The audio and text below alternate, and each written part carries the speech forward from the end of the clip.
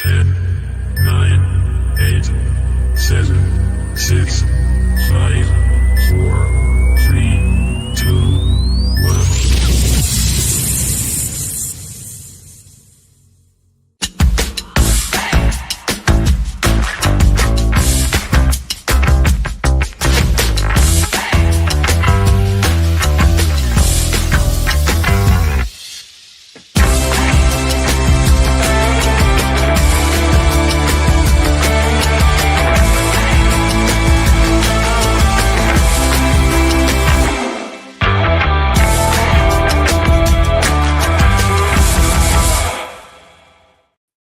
Hello everyone and welcome back to Through Black and White Eyes for this short video on the ATP ruling between the Premier League and Manchester City and what this means for Newcastle United. It's been a while since I've done a video, so I apologise, but guys, please drop me a comment if you like these videos and tell me what you would like to see going forward in the future, and I'll try and do more for you.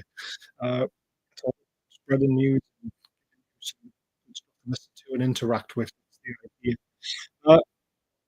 Yeah, so there was a big statement from Man City in the Premier League today. There's not much information on it, but it doesn't read personally very good for Newcastle United, and here's why. I'll get into that very soon. But the Premier League and Manchester City have reached a settlement in relation to the arbitration commenced by the club earlier this year concerning the Premier League's associated party transactions (APT) rules, and as a result, the parties have agreed to terminate the proceedings. This settlement brings an end to the dispute between the parties regarding the ATP rules. As part of the settlement, Manchester City accepts that the current APT rules are valid and binding. That is very key part of the statement for me. It has been agreed that neither the Premier League nor the club will make any further comment about the matter.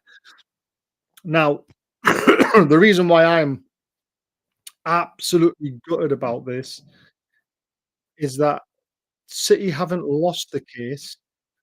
They've technically won it, but they've won it for themselves. And you can't blame them for doing that. I mean, we were hoping they would take the Premier League further to court and try and get rid of APT ruling completely.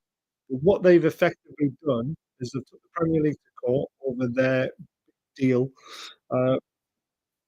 and the Premier League have backed down, said you can have that deal, which is a massive deal, by the way. And then they've said, but the rules are valid going forward. So it feels like to me, it's the same situation with PSR. They've literally let Man City through the door. Yes, we can agree that deal, but now we're shutting the door behind you for future deals and for any other club to do any sort of deals with the same party at that inflated rate that Man City are getting. And that's why I think it's absolutely terrible news for Newcastle United. Remember, APT is all about same party transactions, so it basically means if Newcastle want to do a deal with Saudi Arabia, and if any of the own companies will be scrutinised by the Premier League to have its same market value. Obviously, this doesn't count. This is the reason why Man City wanted to win this case, is because their deal is basically with the same party and at an inflated rate. And we cannot, unfortunately, do the same thing now, because the way that it reads to me is the door shut behind for any other clubs to do these sort of deals in the future. Which basically means we can't do a deal with Saudi Arabia unless it's scrutinised by the Premier League and the Premier League give it the thumbs up. But it means it won't be at an inflated rate. We won't be able to say, right, we want to do a £200 million deal with Salah now. They'll say, no, not fair market value. This is your worth of your football club. This is this and this. This is how much potentially your deal should be for. So it's basically shutting the door. But City will be happy because they've sort of won the case. I don't think it's worth taking it further down the line, because when this deal goes through, the APT ruling for them, they won't need to push the boundaries anymore. They'll be able to live within their expenses and still be able to spend 100, 200, 300, 400 million pounds a year on players without reaching PSR. Uh, this doesn't have any effect on the 115, by the way. That's still going, but I will say this again. I've said it so many times over the last year, I think it's been now. Uh, Man City will be found not guilty. They will be found guilty, non-compliance, and they'll end up with a fine. That's it. And PSR will still be what it is as it is today. Uh, so yeah, personally, gutted for us because I thought this might open the door uh, for same party transactions to be a little bit more lucrative than what have been for us. But there's still options. So before I go into them very quickly, don't forget about Diet Pro, our amazing sponsor, 20% off for all their range using code. The link is in the description. Check them out, and don't forget about the Experience Limited, a new company coming to the Northeast that's going to be providing tours for people from outside the Northeast, or even inside the Northeast. If we want to learn more about our history and heritage, these are the guys to go to. They'll be doing amazing tours. Uh, so yeah, so back to this. It's a massive kick in the balls a little bit for me, but Chelsea, look at how well they've been running their football club, finding loopholes. Man City are also finding little loopholes now as well. Surely it's time to walk up to the fact that you cannot be whiter than white in this battle to be in the top four and spend as much as you need to do to compete. Now, I'm not expecting the floodgates to open and say, right, let's find a way of spending 500 million every window, but we want to be able to spend enough to compete without having to break PSR. And being whiter than white, it's very difficult to do that unless you're selling.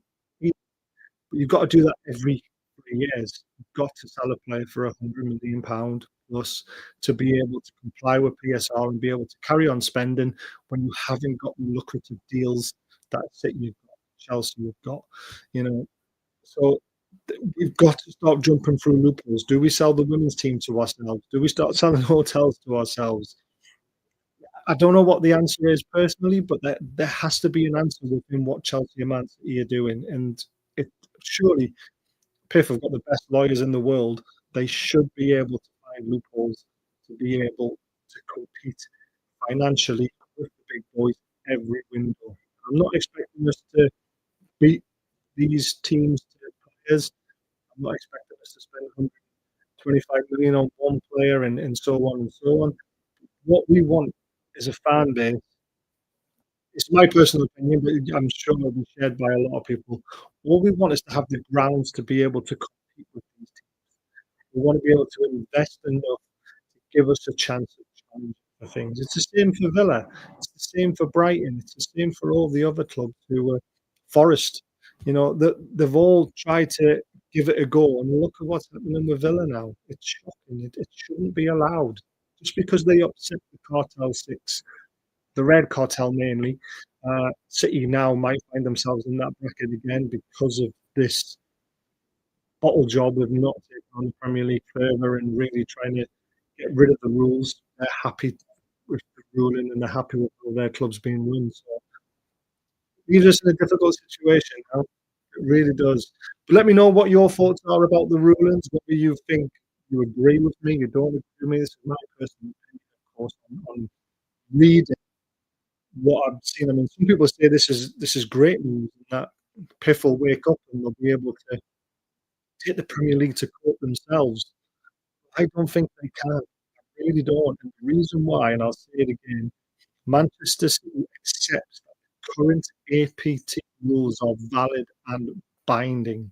So that means anything going forward, just like the PSL when they shut the door on us, they have firmly shut the door on the APT rules in my eyes.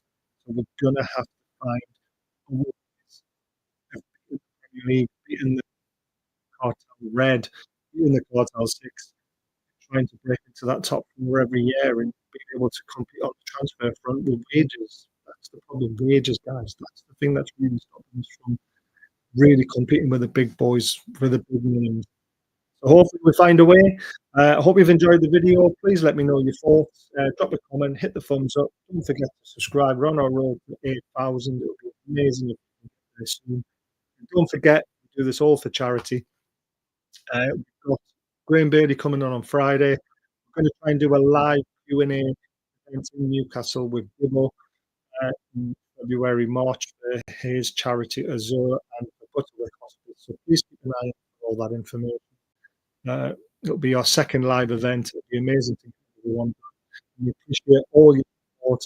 And a massive shout out to Chris, who's donated a Newcastle sort of street sign thing, or I don't know, with Alan Shearer's signature on it. I've got a certificate of authentication that will be used in the raffle we're going to be having. So thanks, everyone. See you on Wednesday for Oil Brothers. Keep an eye out for that. We'll be talking about this a lot more with Martin, who's obviously a City fan. So take care till then, guys.